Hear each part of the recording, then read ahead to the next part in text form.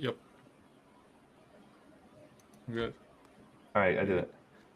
Awesome. All right, everybody. Well, it's summer vacation out here. No drama whatsoever for the Packers. We don't have to hear any drama, except we have to hear Jaire going to Baltimore. We have to hear the fans yell over Gooch that we need more weapons, we need more guys, we need more, and we're getting a new president. So even more pressure just for the Packers to bring a Super Bowl home. We don't know if that will happen. We just don't know. When's the next time? And Goody and Matt might not be here next year. They might not be. But hey, it's a shot. It's a Will English shot, though, folks. But let's head to it, folks. Start with the intro. Let's go, Mike.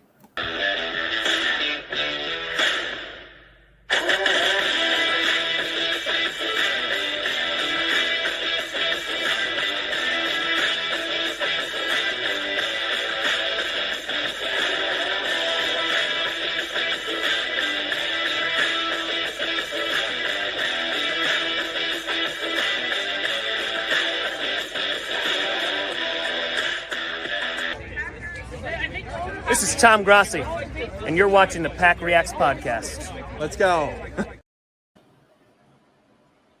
Woo! Welcome to PackReacts, hosted by me, Jeremy Hadler, and my other co-host, Mike Arvonio. And tonight we'll be discussing Aaron Rodgers heading to Pittsburgh and also got married. Mike knows very well about that, of his marriage there. And we'll be discussing Jaire heading to Baltimore because Jaire just shipped the boat to head to Baltimore, even though his father said he would have taken the better deal if Packers offered more money. We'll see about that. And Goody on Cheesehead TV last night, shout out to Cheesehead TV, to talk about this offseason and where he sees the team. And of course, we got Ed Policy as the new Packers president. But before we get into any of that, let's welcome our guest tonight, Packer Muse. CJ is his first name, but what he goes by on X is Packer Muse. So we'd like to welcome him. Hello. Welcome, CJ. Thank you. Sorry for the technical difficulties on startup there. I messed up, but welcome to the show. Thank you. I'm glad to be here. Awesome. Do you want me to go ahead, Jeremy? All right. So just to give everyone a breakdown, the way we do it at PackReacts is we like to focus on, when we have guests, your story, kind of how you became a Packers fan, your journey in the Packers media and, blogosphere. There's a lot of good shows like Cheesehead TV and do you hear that? Okay, we're good. So there's a lot of good episodes that talk about the Packers and football and everything. So we like to focus on the people around the team and the fans. So I guess I'll kick it off with you from there, kick it off to you to talk about kind of your background, how you became a Packers fan. Tell us a little bit about the work you do on your Twitter page, kind of where people can find you. And then I'm sure Jeremy and I have some questions after that. All right. Yeah. So how I became a Packers fan is just as a kid. My dad, he was a fan. Always grew up watching games with him whenever the game was on Sundays, whatever day it was. I never really became someone who would watch on my own in my own time until I was around, I would say, like 15 years old. That's when I started fully locking into the seasons. That's when I'd start watching. And then the season when we made the transition from Rodgers to Love, that's when I full on locked in. I was ready to watch every single game. I was following training camps, following OTAs, anything I could get Packers related, I would want to see. So that's where my love for the game really came in, was the Jordan Love's first season as a starter. Wow. Okay. Awesome. And what about your work around the team? Twitter page, Packers Muse, just kind of tell us about that, kind of how you got involved with that, and what you're interested in. Yeah, so I have a friend on Twitter who does same kind of thing, the Muse channels. He's Castle Muse. He revolves around the basketball player stuff on Castle. So I kind of took from him, taking a Muse account, and then I got invited to this cool group chat involving a bunch of Muse accounts. So that's where I kind of got to start going. And hey, I just try to post everything that I can get out. If it's funny, if it's news, if it's just countdown to when the season's going to start, anything like that. Cool. You have some questions, Jeremy? Yeah. So you mentioned how you finally got into start to Jordan Love's first season. that is pretty astonishing because whenever we've had a person on our channel, usually it's been like when they were a kid. Usually it's like me and Mike, we were fans as grown ups kids. Mhm. But you just Yeah. became a Packers fan not that long ago. So what was like the big interest? Was it really Jordan Love that got you want to become a huge Packers fan? What was the big motivation behind that really? So yeah, mainly I've loved football since I would say 2016. Like I'm 18, I'm pretty young, so I was like when I first started becoming kind of interested in stuff, it was around the Odell era when all that stuff was going on. So that's when I first really got into football. But when it came from the transition of just being someone who will be there if it's on versus someone who follows everything around their team, I would say the Jordan Love becoming a starter is when that fully became a thing for me.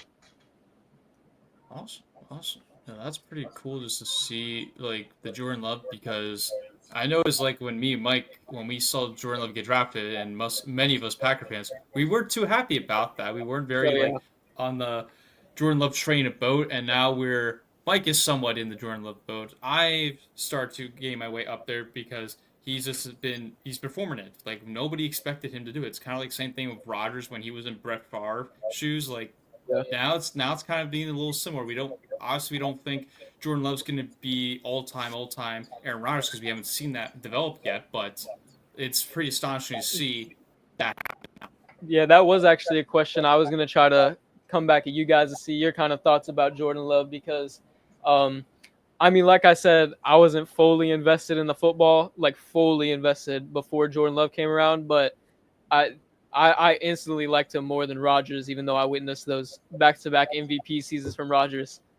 It was something about that underdog story, the fact that he had to come in and fill those shoes. I got to witness it. Sorry, so just so I understand the timeline correctly, so you've always been a Packers fan since 2016, but you Yep. never really fully engulfed yourself into the sport until, or into the Packers until Jordan Love took over as starter. Is that Yeah. correct? Yep. That was when I fully fell in love with the game. Got it. Do you have any nexus to Jordan before this, like Utah State or anything, or is it just? No, it was really just the times that he did play for the Packers, like any preseason games he was in, any games that he played when Rodgers was out. Actually, the first ever Packers game I got to witness with my eyes was Packers versus Saints Week 1 of I think 2021, I was at where that we game. got we got blown out. Sorry, 2021. Never mind. It was the game It where was we got Jacksonville blown one. out. Yeah, in Oh, in Jacksonville. Jacksonville. I'm sorry. I thought you were Yeah. talking about. It's not even week 1, so that was silly on my end. But Yeah. I was at the game a few years ago, home opener, New Orleans. Oh yeah. Oh yeah, that game that was week was 3. a fun game. Yeah, that was. But yeah, so the first game I ever saw, I think it was Jordan Love's first ever time playing in a regular season game, if I'm Yep. not mistaken. Right, So that's Rodgers- really my only connection to him before he became a starter. Rodgers got sat, right, because Oh yeah, it was long gone. Yep. Yep. very interesting. Cool. But so are you from? Sorry if I missed this before. Are you from the Wisconsin area? Or are you from somewhere else in the country? I was born in Missouri, grew up in Iowa. So Okay. that So kind of, yep. so a lot of Packers fans in Iowa. Yep, right? for sure. Most like team in Iowa would think of the Packers, Chiefs, Vikings. Is that correct? Yeah, I would say I met a lot of Chiefs and Vikings fans as well. Right. That makes sense. Mhm. Yeah, I mean, to give our story, so Jeremy and I both don't live in Wisconsin. We're both we're not transplants because we never lived in Wisconsin. Even though Jeremy's No. family technically is transplants. They Yeah. have Wisconsin heritage. I don't. But I think it's interesting to hear about people that don't live in Wisconsin and kind of how they use the internet to meet different people and build relationships through the Packers. yeah. Now, in your situation, you come from, or you live in Iowa, where there's a lot of Packers fans, so you probably don't have the same situation as us, where we're living with a lot of fans of other teams. In Jeremy's situation, it's the Eagles. In my situation, it's the Jets and Giants. Yep.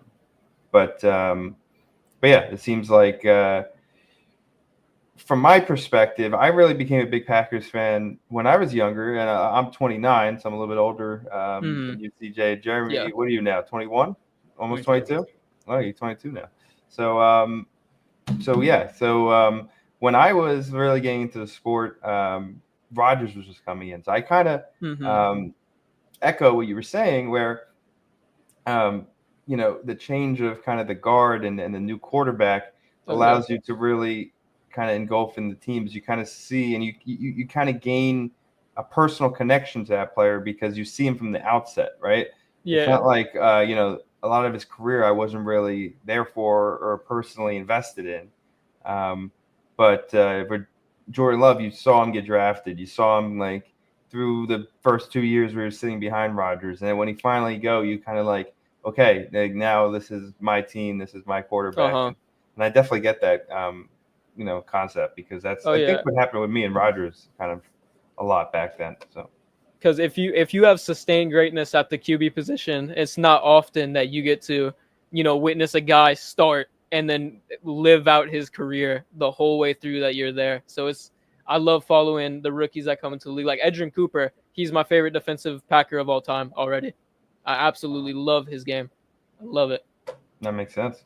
I think you gain a connection to each player as they come in, especially when you're at the beginning of your fandom. I'll say that when I was younger, I remember I went to GameStop and bought a college football game that was like $3. It was like a really bad college football game. Anyway, it was on the GameCube, and I started up and I asked you, well, what's your favorite team? Because they wanted to, make your background the team. I go, I don't really have a college football team that I'm a fan of. But the Packers had just picked A.J. Hawk, so that goes to show you how long ago this was, 2005. 18. Were you even alive? When were you born? 18. Let me see when he was drafted. Let me look up when he was drafted. 2005, I think it was. 2006. That would have been the year before. 2006. Wow. Yeah. See, 2007. That's what I thought. So when this happened, you weren't even alive back then. But nope. Yeah. So I picked Ohio State because A.J. Hawk was drafted and he went to Ohio State. So to this day, I'm a little bit of an Ohio State fan, but I'm also a Wisconsin fan now. So. I don't mind Ohio State. I don't. I still haven't picked a college team yet. I haven't been able to follow college. I don't know why. From Iowa, that's usually I would say. So I followed them, but I'm not gonna lie. I can't sit down and watch an Iowa game. I can't do it.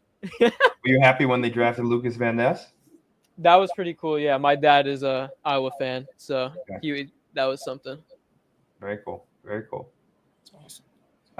So tell me more about the Muse platform. So is this like a family or kind of connected accounts? I think I've seen other Muse things. Like, how did you get involved with that? Is there are you the Packer Muse? Like, obviously that's your name, but like, is it Muse for every team? Is that the thought? And then this one's the Packers one. Is that the concept? Yeah. So there's a lot of Muse for a lot of different things. A lot of them are mostly players, like it'll be dedicated to one player for whatever team, or in my case it'll just be surrounding the team because I looked it up. There was no Packer Muse that was active doing anything, so I thought I'm gonna do it because I want some sort of Twitter presence this season because I haven't been on Twitter too much in my fandom, so I wanted to get truly involved in something social media wise this season. And like I said, I had a friend who did one for a basketball player. I wanted to kind of get on the wave, and then when I did make this account started growing a little bit, a few other accounts reached out to me, and there is kind of like you said, a family there where everybody talks about what they're making, kind of ideas, anything like that. Got it. And then, do you need to get like someone's approval to create a Muse account, or no, obviously you can just do it. Create whatever you want, but. Got it. So there was just nobody that was Packer with the thing, and then got it. So there's other people. But there is StatMuse is a website if you do know it. Yeah, so they have like a badge, I think it is, on. You can be like a StatMuse affiliate on Twitter. You can be an affiliate. Yeah. I have used the StatMuse thing, right? Got it. So the concept is if you reach out to them, right, you could be the official Packer Muse account. Yeah. Yep. But you need to reach out to them and become an affiliate. So you would mainly need to post stuff about their website, which I feel like there's only so much you can do with that. So I like to post other things. So I don't think I'd ever get affiliated with them. Understood. So, yeah. Good stuff. So have you been to Wisconsin? Have you been to Green Bay? You're relatively young, so I lived there for a few months. Okay. Just for some time because my mom found some job opportunity up there, and then it was just short-lived. So I was there for a little bit. I actually did a visit of Lambeau Field. So that was cool. I got to walk through the whole stadium. I got to go to the Hall of Fame place where all the statues, all the all that merch, everything like that. So I got to walk on the field even, but I was like a kid, so I was really young. Interesting. Have you gone to a game or just the tour? No, just that tour. I got to see a scrimmage game between Packers offense, Packers defense.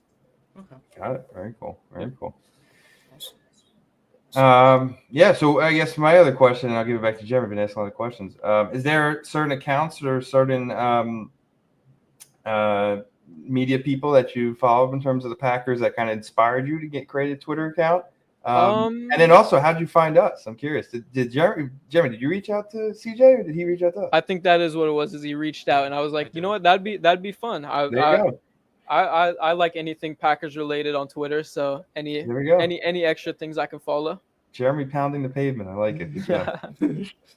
But one of the main people I would say on Packers Twitter that kind of I would say is probably the first like singular person that I found was Relax. If you know Relax on Twitter. Yes. Yeah, he's one of the first people that's like just a one person that I started following, not like a team of people talking about Packers stuff. Right. Mm-hmm. Yeah, I said for me, I listened to a lot of PackReacts podcasts at Cheesehead TV and then Andy Herman and all that. So that was kind of I remember listening to PackReacts a lot when I was in my old job. And sorry, PackReacts, it's us. I'm talking about Pack a Day. Wow. I definitely wasn't listening to PackReacts, didn't exist. Pack a Day podcast with Andy Herman and everything. And I was just wondering, it'd be great for me to be on this and then talk about my thoughts, but obviously taking guests like that. So that's why, Jeremy and I actually met on a vacation where he has a summer gig as a lifeguard, and I was actually vacationing there. And, we hit it off on the Packers. He saw my jersey and whatnot. And Jeremy's doing sports management. He actually has I don't want to announce it on the show, Jeremy, but what you've been doing recently, what you've been up to, it's up to you if you want to announce it. I'll leave that to you. I'll announce it later, though. All right. Okay.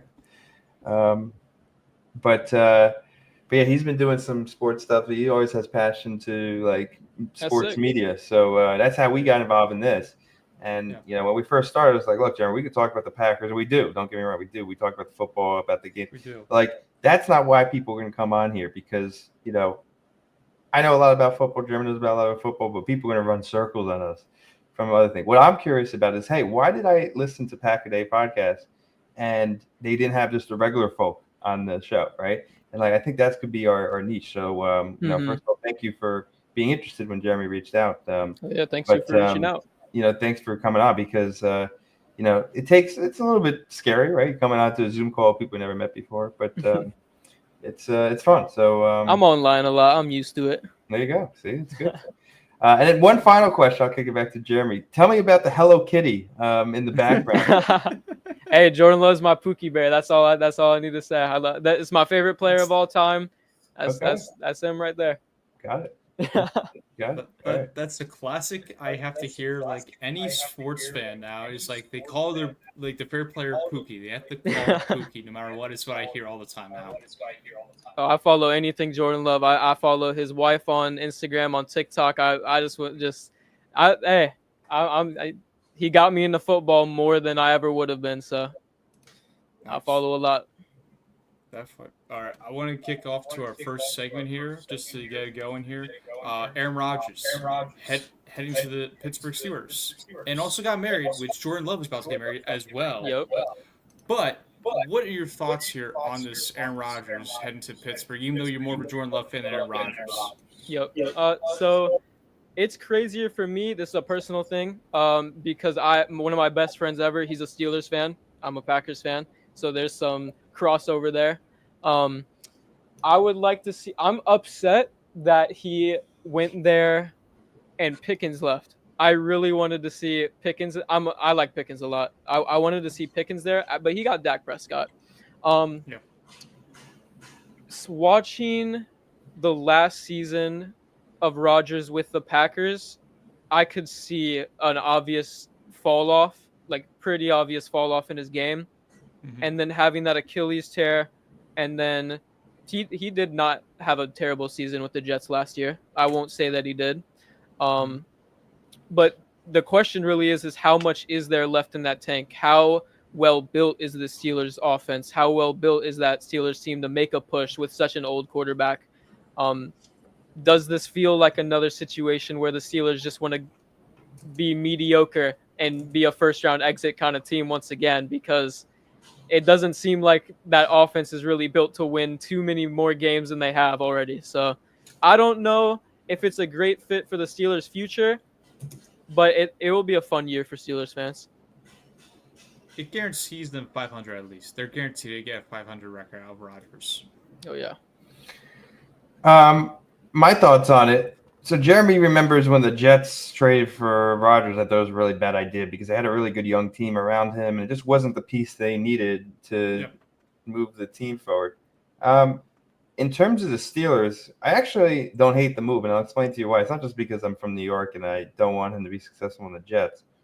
I think that's a little bit part of it, but not really. And I think it's a little bit different the way the Steelers are, right? Because they've historically kind of had older quarterbacks. I'm talking about Ben Roethlisberger.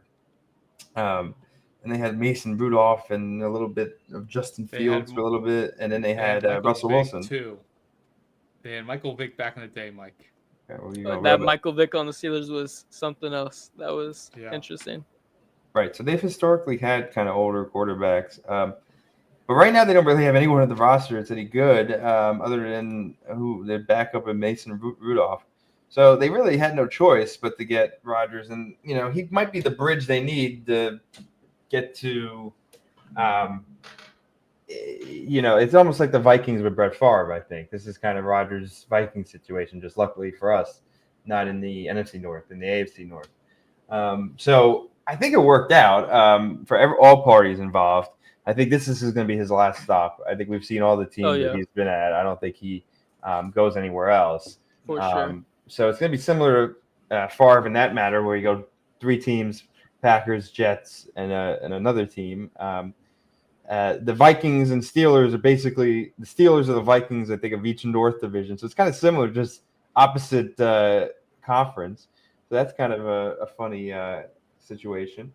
But I don't think he goes anywhere after this. I think he's a Steeler for this season for sure, possibly next season. But I don't see him going for 3 seasons. That's for sure.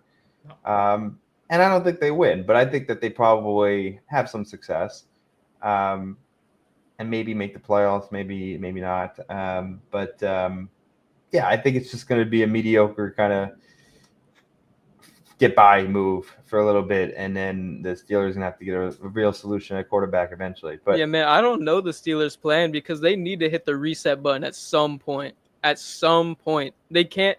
The team is only getting older. They keep staying around the same. I don't know how they'll get a franchise guy at the quarterback position with where they end up in the draft every year. Right, and I think that this kind of just pushes the can down the road a little bit. Gives them a chance to win. I think they got a chance to win now. I mean, this is almost like the Packers with Rodgers a few years ago. Like, we were just trying to stay relevant a little bit. It's not going to be the long-term solution, but it may give us a chance to win a year or two. I don't think Rodgers gives the Steelers a chance to win a Super Bowl. I really don't.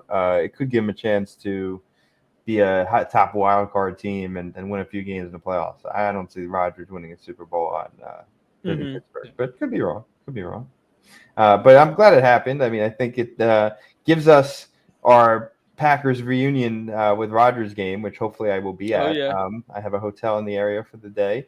Hopefully I haven't got tickets yet, but that will be a cool situation. So if he didn't go to the Steelers, we would have been robbed of that situation. We don't have to play against them in the same conference, in the same division, so that's good news. So I think all parties win in this situation. The only party that we don't know who won is Aaron Rodgers' apparent new wife, which no one knows who it is. And that's insane to me that in 2025, somebody could get married of that stature. And it's literally nobody. I mean, think about it. Like, TMZ that must be like a number one in like TMZ like bounties. Like, figure out who Aaron Rodgers' wife is. And they haven't figured it out. Like, does this girl exist? I have a feeling she doesn't. How can – sorry, I'm going to go a little bit of a tangent here. How can we not know who this guy's married to? That's crazy. I was gonna say it could be like with Dennis Rodman, where he married himself. It could be like that scenario. I mean, is that possible? Is that legal? I thought he did that. I thought he legally did that to himself. I don't know how you could do that. Dennis legally. Rodman was a crazy man. I can believe anything. Because he literally wore the dress and went like to the chapel and just went to go do something there. So I don't know. I mean, I don't know if it's illegal or not, but I mean, that's one interesting thing, though. I agree with Mike of like how we don't know that's who ChatGPT. Rodgers' wife is. We just don't know who it is. But I also agree with Mike, though. The Steelers situation, it's like I do think that there is this scenario like where it's in the short term run where you could win a couple games, but if it completely backfires, let's say if Rodgers and you're trying to get old and everything, you could get a great quarterback the next year with a higher draft pick. If it completely falls down, you can maybe get, I don't know, an RG Manning, one of those like great quarterbacks, because the quarterback class is supposed to be a lot better next year than it was this past draft class. So that's something to be interesting. But I will compare the Steelers to like the Cowboys the past couple of years, where the Cowboys are always trying to stay relevant every single year, and that's the same thing with the Steelers. Like they just keep trying to stay alive, try to do it, but we all know it's like you gotta hit that reset button, as you mentioned, CJ. It's like you got to start the whole process because Arthur Smith is not the guy. Mike Tomlin, like, he's a great head coach and everything, but I think you might have to can the door of him because it's like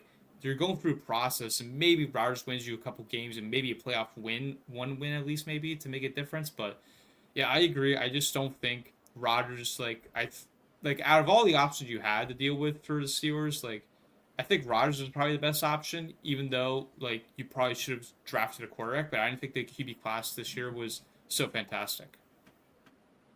I feel you there. I would have liked to see Will Howard come out and play because it's a rookie. There's something there. You never know if he could show some flashes, be the future guy, or let's say doesn't have a good year.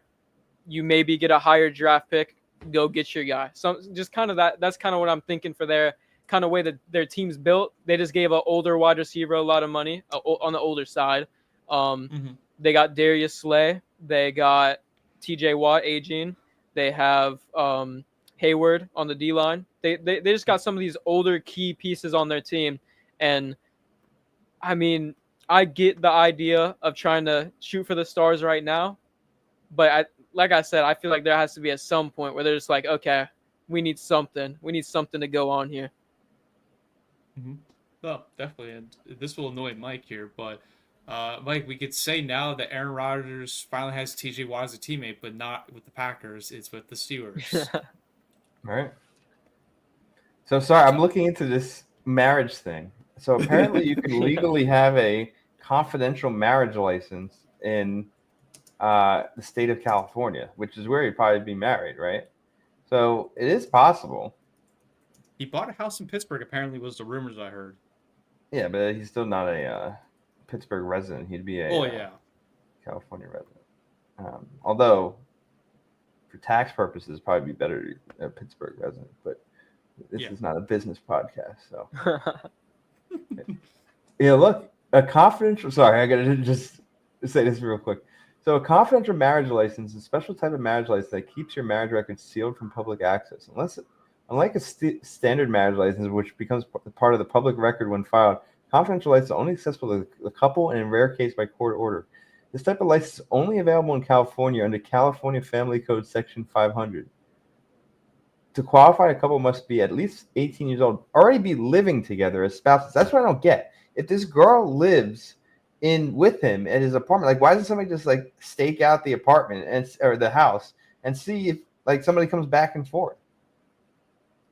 They were doing it on the beach to try and get his photo where he was walking the beach with his headset there. Maybe he's married to the whales that he sees in the or the dolphins that he sees in the Malibu Ocean on Pat McAfee. Ever think about that? No, Rodgers might just be good at keeping a secret. I just don't get that. Like, I don't get how no one from TMZ hasn't like camped out in front of his house saying like, who keeps coming back and forth from this guy's house, And like, okay. Get the what do you call it? Like information of the car. Like I'm not saying I would do it, but TMZ definitely does that, right? Like that's not crazy. Like that's got to be big news if somebody figures out who this guy's married to. So I don't know. Sorry, I digress. Yeah, well, that's what we'll do for our Rodgers topic here. But now we move to another guy heading to the AFC North as well, jumping on the boat as the title of this episode. Jaire heading to Baltimore now to go join his college teammate Lamar Jackson. CJ, what do you think about the move here? So, my biggest issue with the whole thing is just the lack of a lot of talent in the cornerback room. I think we could definitely get by with it. It's not it's near the bottom of the league, but it's not absolutely terrible. What we're really missing is just an outside corner that can press up on a man, play man-to-man coverage, and that's what Jaire was. But I completely understand the issue of him not being on the field, not Foley being someone who wants to show up every single time, be that just presence. His presence isn't always there. My biggest issue with the whole ordeal is that we didn't spend a third round pick on a replacement. You can say Nate Hobbs is the replacement, which I wouldn't be mad at, but it's two completely different styles of play between those two. So a hole is not completely filled, which I would have liked to see that. Mm-hmm. Mike, your thoughts? Sorry, I just got a Twitter that I don't agree with. Oh God, it seems like the government wants to get rid of today being a holiday.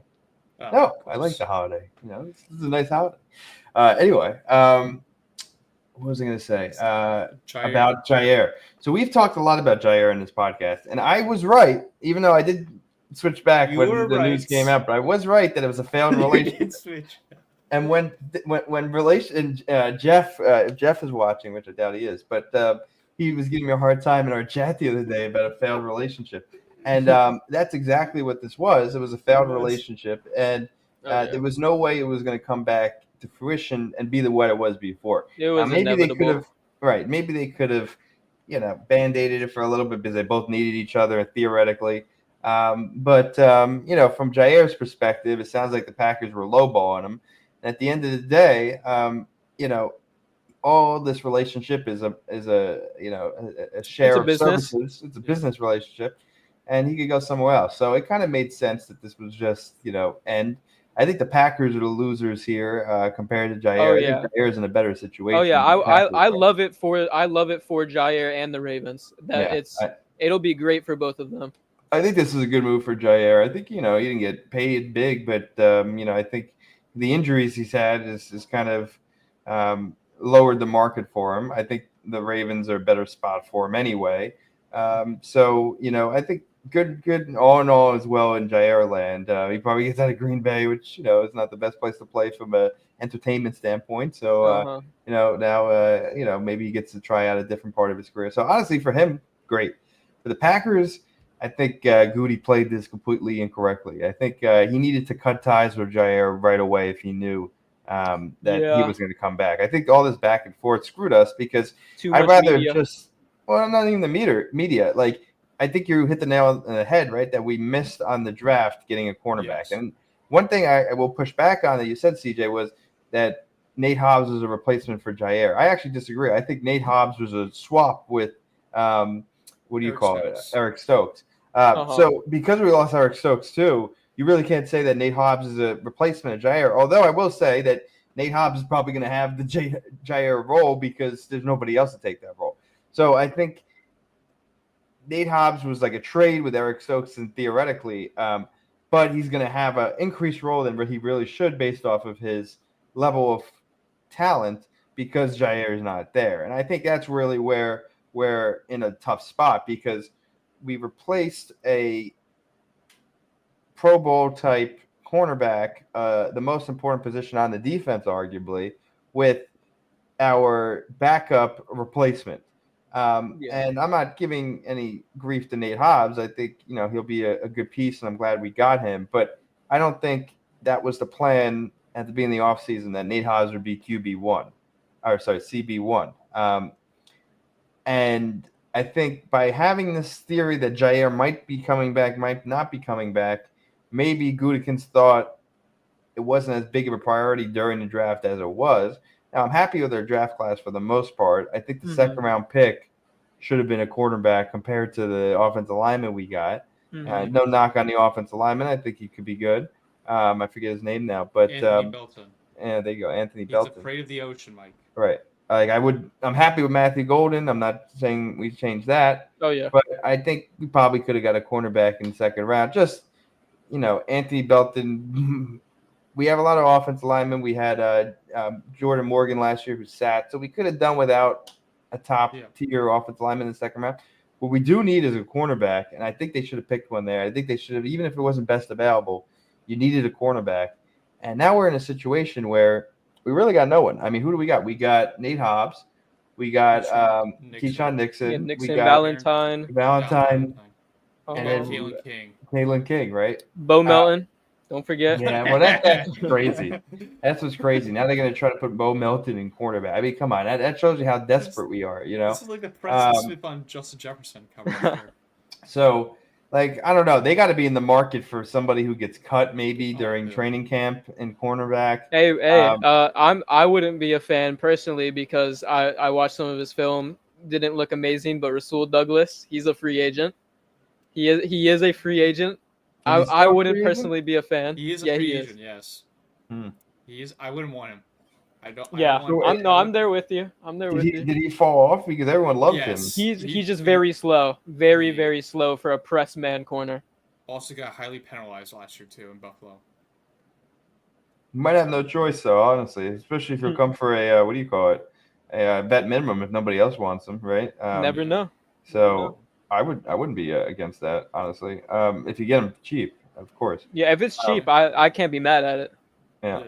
Plus, he went on X, and some fan really called him. I was like, "Can you come to Green Bay?" And then Rasul goes like, "Probably won't happen, likely, unless they offer me a contract." So that's where it stands with the Rasul Douglas thing. But to give you my thoughts real quick, what I heard from watching the Brian Gutekunst's She Said TV interview last night when they were talking about Jaire was the biggest thing Goody was mentioning was, and this is one of the big decision making, and everyone knows it was, can he stay healthy? And we all know he hasn't stayed healthy at all. What mind boggles me a little bit is he said last night, we have a better football team than last year in the CB group because the new guys you mentioned with Nate Hobbs, Carrington Valentine, Keyshawn Nixon, they bring a lot more experience and more stability, and he likes the CB group of what we have. I don't like that at all because, again, we already mentioned about our CBs, but the fact that you didn't take a CB when it was one of the most high priority needs, and that was me when I won in the first round. I don't mind the Matthew Golden pick, I love that, but I wanted CB, I wanted Johnny Barrett, I wanted a CB to get in the mix here because if one of these three guys goes down, we are screwed. We are screwed with our secondary. Now, it doesn't help that we have no pass rush either, and that's another topic we'll talk. That's another story for another day. But the DBs, we need somebody to help out. Now, I think that Nate Hobbs can do a great job. He's do fantastic. But I know they're going to mix with Keyshawn Nixon and Nate Hobbs to go in and out as play inside and outside of the nickel spot. Yeah. For any concerns about the cornerback group, it's really, you can just say, was our pass coverage that bad for that extended period of time that we just didn't have Jaire for most of the season? So we can look back, we can say, you know what? Our defense did hold up for a lot of these games. When it came down to it in the playoffs, wasn't great. When it came down to it against some of these better teams like the Lions, it wasn't great. But you can look at it, be like, Jaire wasn't here.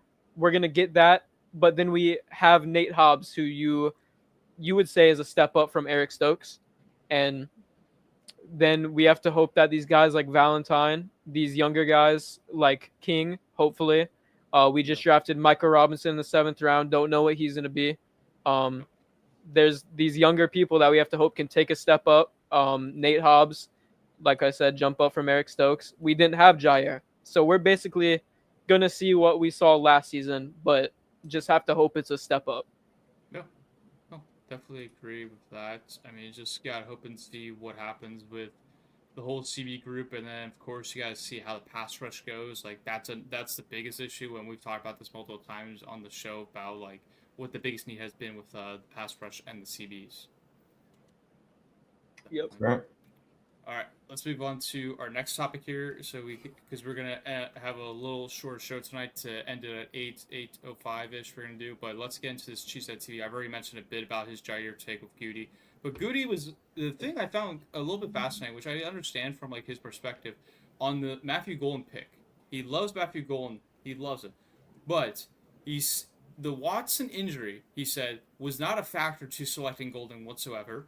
And the biggest thing, and this might annoy some fans, is he never understood the matter of selecting a wide receiver in the first round when we got Jennings, when we got Devontae Adams and Jordan Nelson. Now, I agree with some of that, but like, if there's a clear guy, like, you should clearly go get it. Like, if you obviously need a number one wide receiver, and like, he's right there, and he's going to make an instant impact. Like, for example, the Justin Jefferson.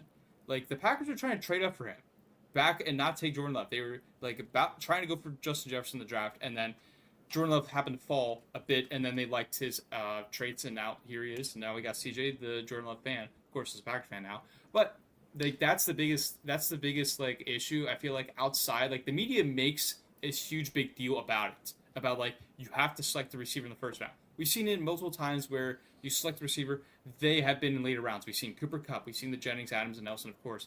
But we've seen it work out. And the Packers have known to work out in that aspect. But that's something that I don't totally agree with. Like, I agree that, like, you don't have to. But if there's a clear guy, you should. You should take a guy if he's, like, a clear number one option now. I can agree with that. I would say, other than what you said about possibly trading up for a guy that you think will be that guy, I can't really think of any time in super recent history where we've passed on a receiver that was like, this guy needs to go in the first round. We might have passed on some guys that went in the second after us that we could have been like, oh, these guys turned out well. But you have to think about it from in the moment too. Was there really a lot of guys at the end of these second rounds or these first rounds that, you know, these are the guys that we should have took in the moment?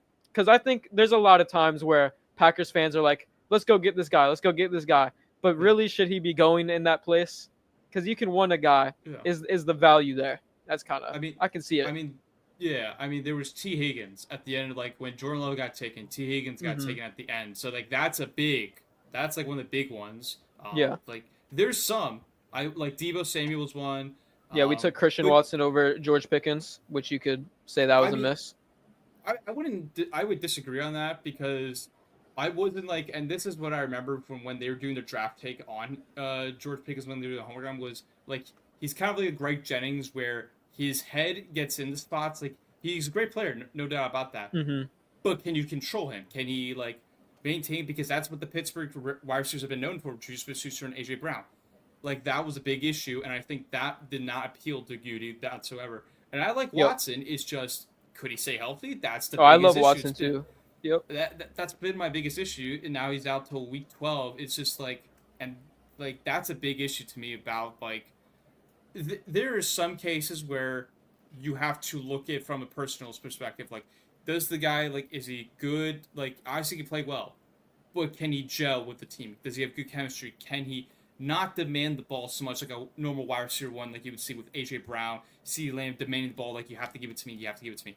Oh yeah. Like that's the interesting thing with this Packers wide receiver group is nobody's demanding the ball. Like now we did have some like Romeo Dobbs last year. He was complaining about like not getting the ball a bit, but he wasn't complaining of like I need to have like every single play. He wanted to get some passes, and that's the interesting thing I see with this wide receiver group. Mike, your thoughts? Mm-hmm. Sorry, I wasn't fully listening. That's on me.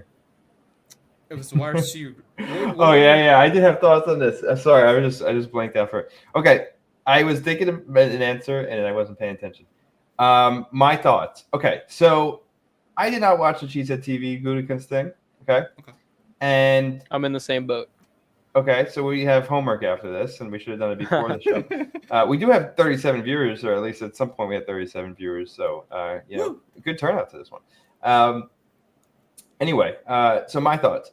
It's weird because for him to admit that the reason why he didn't pick a receiver in the first round was because we had Greg Jennings / Devontae Adams. It's almost an admission that, hey, maybe it's not best player available, right? Because best player available doesn't mean just we don't pick a position because we have a need there. But by the transitive property too, it would also mean that we don't not pick a position because we have players there, if that makes sense, right? Best player available means the best player on the board we pick, no matter who's on the team already. So him admitting that is kind of going against this whole BPA concept. Yeah. Now, I guess you could say, yeah, but there's also the concept of, we don't pick running backs in the top round because it's not a premium position, theoretically. But receiver is theoretically a premium position. I don't think he ever said it wasn't a premium position. So to say that the reason why I didn't do it was because we had Devontae Adams and Greg Jennings, and it wasn't a premium to us at the time because of the depth at the position, gets away from best player available, in my opinion. So that's my main thought. I am curious to watch the episode. I do appreciate that, and I think that's one thing that's unique about the Packers situation is that Matt LaFleur and Gutekunst routinely goes on Packers Shrimp, right, which is great, giving an independent media, and as well with Tom Grossi and Mark Murphy. Now, it'll be interesting if Tom Grossi gets Ed Policy moving forward. It'd almost be cool if wow, you have a fan base here. We got some people reaching out here. Look, no one cares about us, Jeremy. We should just leave.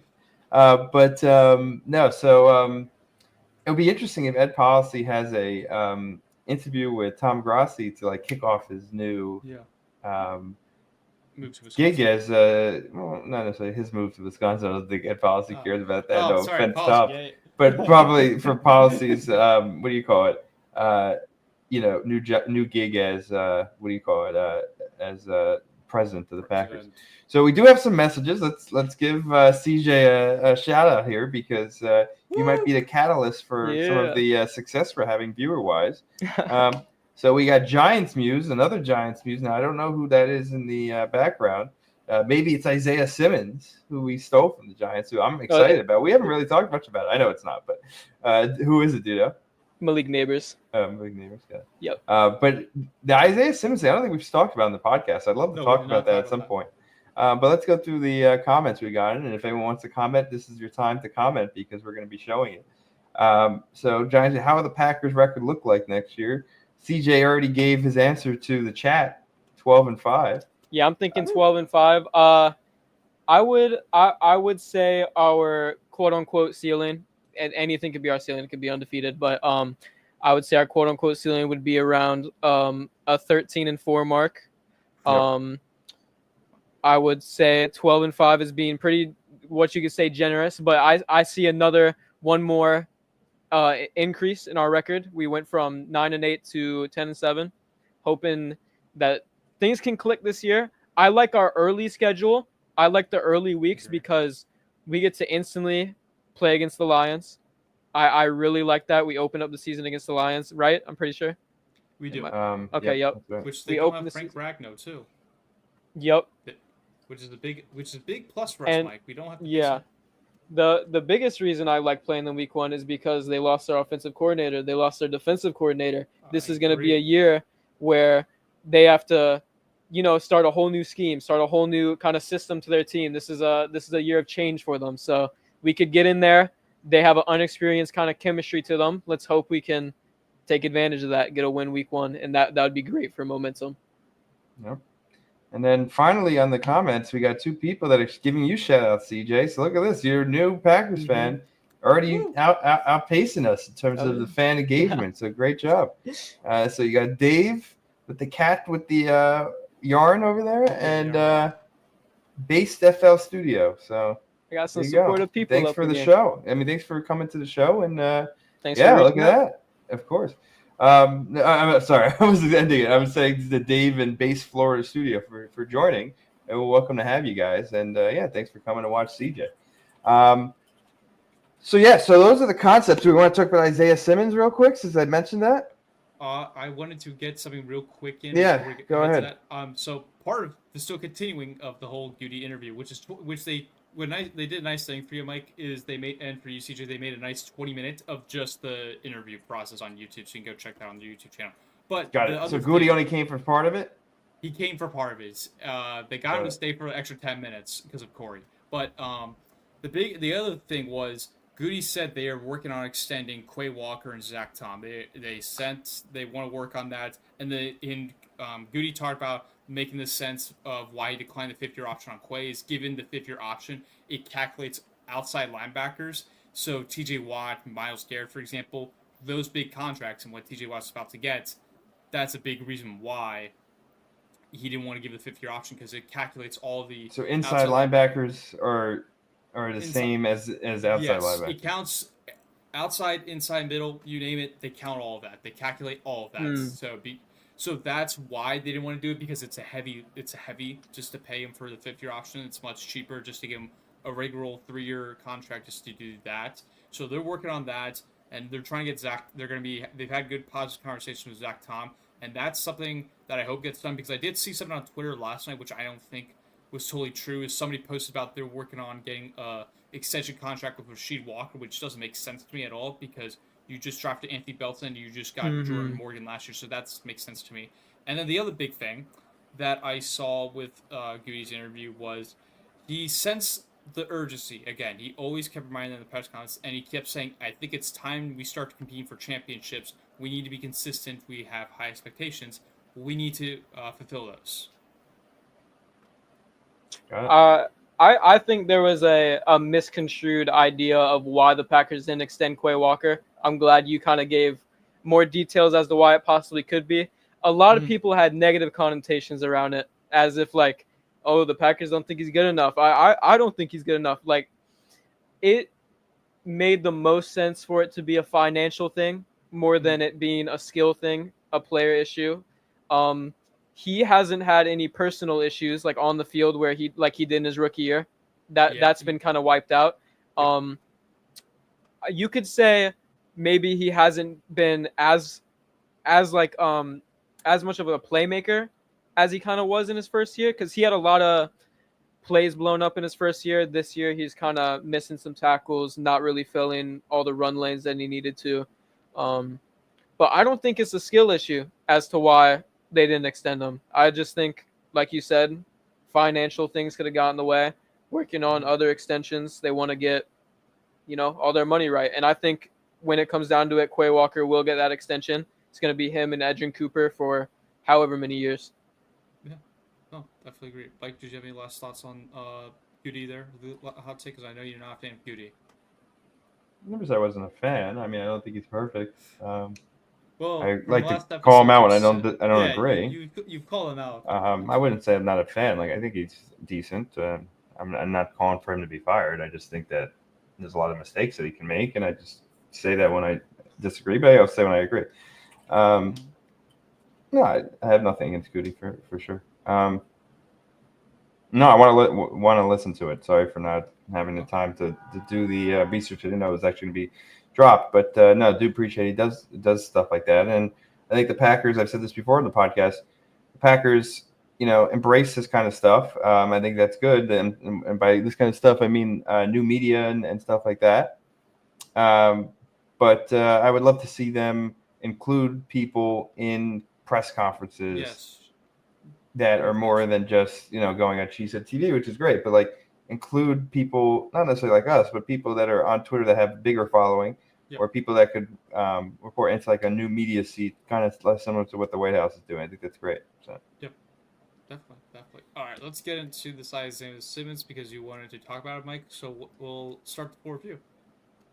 Yeah, I'm just excited about it. I think he really hasn't got a fair shake in his last two spots. So he was drafted by Arizona, went to New York Giants or New Jersey Giants, sorry. But I don't know. I feel like he was really high on my list coming out of remind me if I'm wrong, but is it Alabama that he played? Clemson. Clemson? Yeah. All right, sorry, Clemson. And I don't know. I just was really high on him. And he went 9 overall to Arizona. Maybe it was a little bit high, but I think it was 8. It was like a top 10 pick, though. Yeah, it was definitely top 10. Yeah, it was 8 or 7. Okay. So I think I thought he was going to have a lot of success. Now, he hasn't to this point. And the Packers are getting him, I would assume, on the cheap. I don't know what the number is. And I think it's just a good flyer to take. I think the ceiling is pretty high. 1 year, $1.3 million. Yeah, I mean, why not do something like that? Now, I don't know why he hasn't had success in his last 2 stops. Maybe he's a little bit of a knucklehead. I'm not really sure if there's a behavioral issue or what's going on. But it's just weird that he had that big of a that good of a college career and had that big of a draft stock. Yeah. And I was so high on it. Not that I'm perfect, but I was pretty high on him. And then for him to have 0 success in the NFL. So, if he's going to have success, this is the stop. I mean, it'd be really tough to have 3 bad stops and then expect to have any success later on in your career. So if there's any time for him to turn it around, it's in Green Bay. So I think this is a great flyer to take. I don't see any downside on it unless he's really bad locker room presence, going to take the locker room down, which I don't think so. I mean, granted, I don't really know him, but maybe it's possible. But I'm excited to see where it goes. So that's my thoughts. I can't say I have much thoughts on it. I didn't watch him in Arizona or New York, so I don't have much to say there. But I was high on him coming out of Clemson. Wanted the Packers to get him. Obviously, he was going to go way too high for us. But the fact that we get him now where he's super motivated, at least he better be super motivated if he has any interest in staying in an NFL career, this is his time. So $1.2 million, sign me up for that. What are your guys' thoughts? CJ, go ahead. I mean, I MLB and safety are 2 positions that need a lot of depth. Those are also 2 positions that have a lot of special team snaps. So, hey, he's someone that moves all over the field. We could put him at safety, whether it's free or strong. We could put him at middle linebacker. We could have him rush the quarterback. He could even play a slot corner if you wanted him to. I don't think it's a difference maker for the defense, but I think he's someone that when we put him on the field, it won't be an issue. He'll be a competent backup that will, here and there have some plays, whether it's a big play, whether it's just open field tackle. He's someone that can guard any tight end you put him up against because he's a speedy, athletic guy. I think I'm never mad at any more depth at safety or linebacker. No, I think from what Jeff Hadler was saying, the defense coordinator for the Packers, for people who don't know, on this channel, but from what I was hearing from the press and the media, they were trying to get him just to be more of a linebacker, to not focus on being so hybrid. Now that they will play him safety a couple times, but they want to focus him more because I think that might have been an influence of why he's stuck, because there's so much you have to think in the playbook. There's I agree. You gotta name the playbook, you gotta play different positions. So with this, I think middle linebacker is definitely a good suit for him. I think that's a fair adjustment. That could probably bring out the best of what we might see from his days in Clemson. That might bring it out because I think that if I don't think it was a learning process for him. That's why he didn't succeed, because I think the Giants were trying to use him different positions. Same thing with the Cardinals. I think having him in just one position to stay in, I think that's fine. And I think also he can earn his way up from being the 3rd string guy to all the way up to, I think the starters or even the backups. I think that's possibly an option to see that. I just think with Isaiah Simmons, I like where Jeff Hadler put him, and I think this is definitely another Goody move because he's had success with these. He's had Rasul Douglas, he's had Campbell, he's had him before. When these guys weren't at their best and they're at their worst, and they turned into Pro Bowlers, all pros with Campbell. Who knows with Isaiah Simmons? I think this is definitely a great fit here for the Packers, and who knows? He could be the Oren Burks of the Eagles here to Mike. Maybe. All right. So we're running about on time. Wanted to again thank CJ for coming on. Thanks, CJ. I do have another 5 or 10 minutes. So if you have any questions, we can, talk about them or any topics you want to talk before we turn off. But other than that, we appreciate you coming on. We'd love to have you on again in the future since you were so enthusiastic to come on. So we appreciate it. Also, we appreciate you waiting for a little bit. I was moving. It's the first show actually in my new apartment. So so we appreciate you waiting. Yeah, thank you. I got to make the background more interesting. But anything from your end you wanted to hit on? Otherwise, we'll probably say where we can find crowd can find us, and then move forward. This is always a hot topic, so I just want to bring it up. It's always a Packers thing. What will this, in your guys' opinions, what will this wide receiver core look like in 2 seasons? 2 seasons. because we got a contract year coming up for Watson, Dobbs, and then after that we got Reed, Wicks. You never know what could happen with their contracts. I think it's a good question. I think Matthew Golden will be the guy. I think Jaden Reed is still here. Yep. Watson, I think it depends on how he bounces back from this injury. So I think that's to be determined. I would say probably Romeo is gone just because it's starting to get crowded, and he's already had some issues with the team. I feel like he's probably the first guy to go if they had to cut somebody. Wicks, maybe if he's cheap. Is Malik Heath even on the team still? I think he is, right? Yeah, he is. Probably not in 2 years. I don't think McCall Hardman is on the team, probably not even after the season. If he even makes it on the season, some people think that he's not, but I don't see why bring him on if you're not going to give him a roster spot. So I think, sprinkle in some draft picks in the next year or two. It's going to look a little bit different, but I would think Matthew Golden's going to be wide receiver number 1, and then, probably Jaden Reed number 2, and then, name your guys after that. All right. For me, I always, as you're mentioning the wide receivers, I like to go a little bit differently answering these wide receiver questions. I like to include the tight ends because they are a receiver option, not just the receivers. So for me, I'm going to go a little bold here. I'm going to start this bold take for this upcoming season. I think Tucker Kraft will be the number 1 guy in this offense. He will be the number 1 guy. It's not crazy. I don't think it's crazy. I think He already is. possible. Wait, you're sorry. I'm saying Tucker Kraft will be As the a number 1 pass receiver Yes. I think over he'll be Matthew Golden? Yes. I think it's possible, Mike. I hopefully I just in wanting to see it say Matthew Golden will be our guy, and I can really, really hope that, but it is a lot of bodies for a rookie to come in and do it.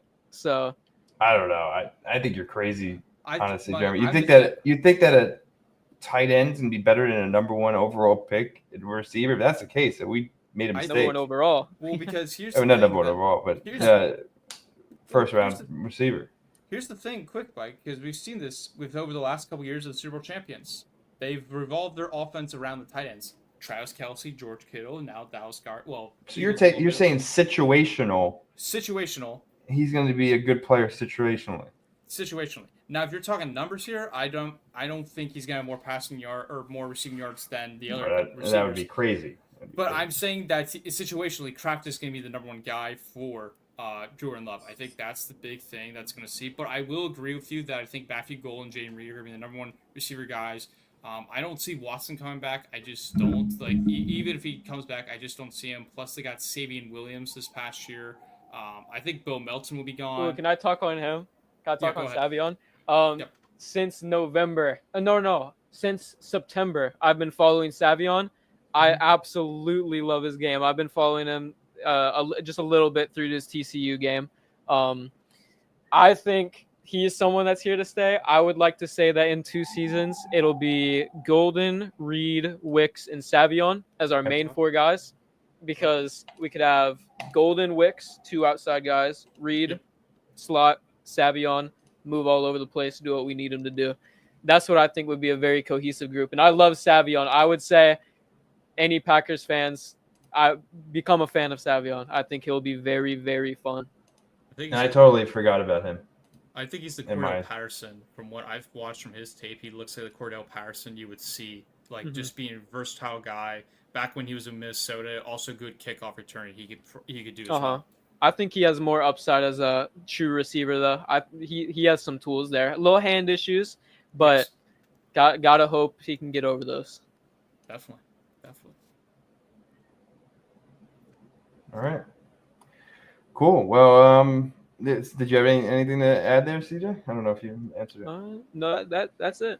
All right, cool. All right. Well, again, thanks for coming on. I think this was a good episode, a little bit short, so we'd love to have you on again. But okay. So we'll let you start it off. Where can people find you? And So Twitter, Packer Muse. On any other social media, it's mainly CJ0S MEN. C Jossman is what it's pronounced as. So CJ0S MEN on any media. You can find me on X Arvo15 or the PackReacts podcast. We're going to try to grow the channel again. I'm going to try to do some things that grow the channel. We'll see if it happens, or I guess account, not channel. Might do some off-season videos with Jeremy if I ever get the time. Might try to do some of my own.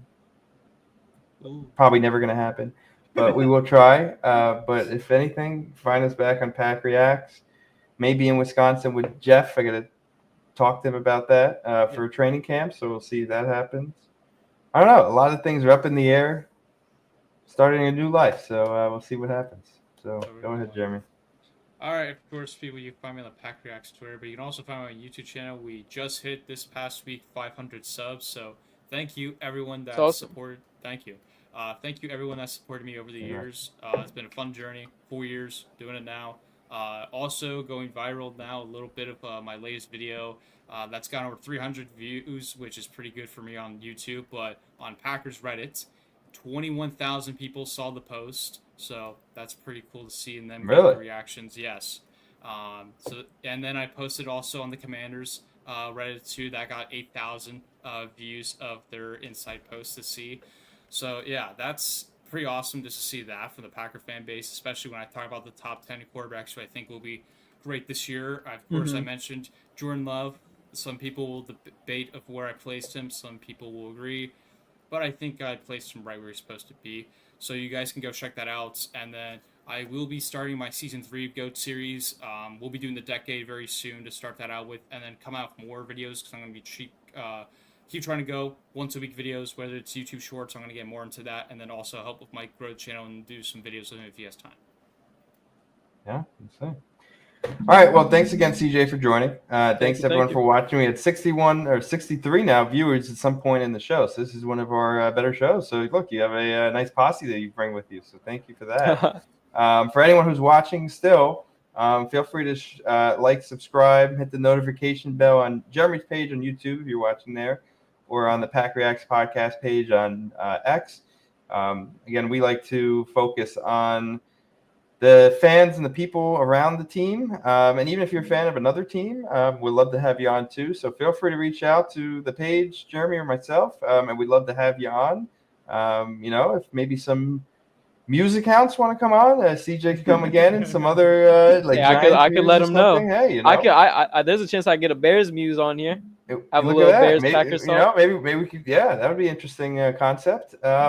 Yeah, so maybe we'll have the Muse posse with the Reacts posse. I was thinking about that, Jerry. Maybe we should create you have Pack Muse Bears. They call it PackReacts, Bears Reacts.